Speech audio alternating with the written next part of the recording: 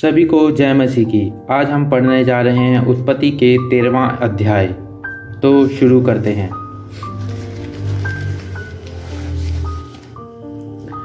Abraham और लूत के अलग होने का वर्णन। तब अब्राहम अपनी पत्नी और अपनी सारी संपत्ति लेकर लूत को भी संग लिए हुए मिस्र को छोड़कर कनान के दक्षिण देश में आया। अब्राहम भेड़ बकरी गाय बैल और सोने रुपये का बड़ा धनी था। फिर भी वह दक्षिण देश से चलकर बेतेल के पास उसी स्थान को पहुंचा जहां पहले उसने अपना तंबू खड़ा किया था, जो बेतेल और एक के बीच में है। यह स्थान उस वेदी का है जिसे उसने पहले बनाई थी, और वहां अब्राहम ने फिर यहोवा से प्रार्थना की। लूत के पास भी, जो अब्राहम के पास चलता था, भेड़ बकरियां गायें बैल और तंबू थे। इसीलिए उस देश में उन दोनों के लिए पर्याप्त स्थान न था कि वे इकट्ठे रहें, क्योंकि उनके पास बहुत धन था, इसीलिए वे इकट्ठे न रह सके। अब्राहम और लूत की भेड़ बकरियां और गाय बैल के चरवाहों में झगड़ा हुआ। उस समय कनानी और परिजी लोग उस देश में रहते थे। तब अब्राहम ने लूत से कहने लगा, मेरे और मेरे बीच, तेरे बीच और मेरे और तेरे चरवाहों के बीच झगड़ा ना होने पाए, क्योंकि हम लोग भाई बंधु हैं।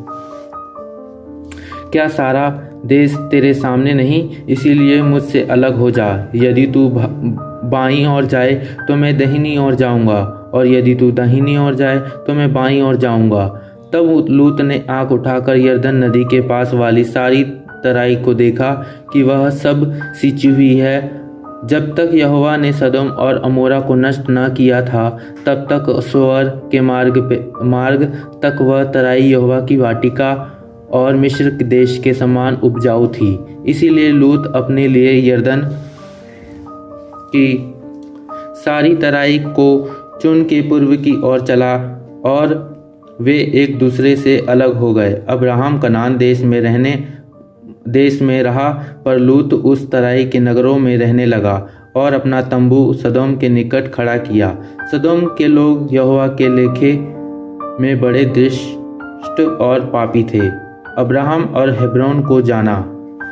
जब लूत अब्राहम से अलग हो गया, तब उसके पश्चात यहोवा ने अब्राहम से कहा, आँख उठाकर जिस स्थान पर तू है वहाँ से उतर, दक्षिण पूर्व पश्चिम चारों ओर दृष्टि कर, क्योंकि जितनी भूमि तुझे दिखाई देती है उस सब को मैंने तुझे और तेरे वंश को युग युग के लिए दूंगा।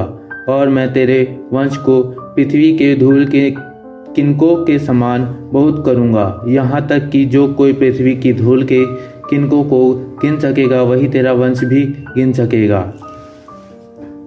उठ, उस देश की लंबाई और चौड़ाई में चल फिर, क्योंकि मैं उसे तुझी को दूंगा। उसके पश्चात अब्राहम अपना तंबू उठाकर ममरे के बांझ और वृक्षों के बीच, जो हेब्रोन में थे, जाकर रहने लगा, और वहाँ भी यहोवा की एक वेदी बनाई। आमीन।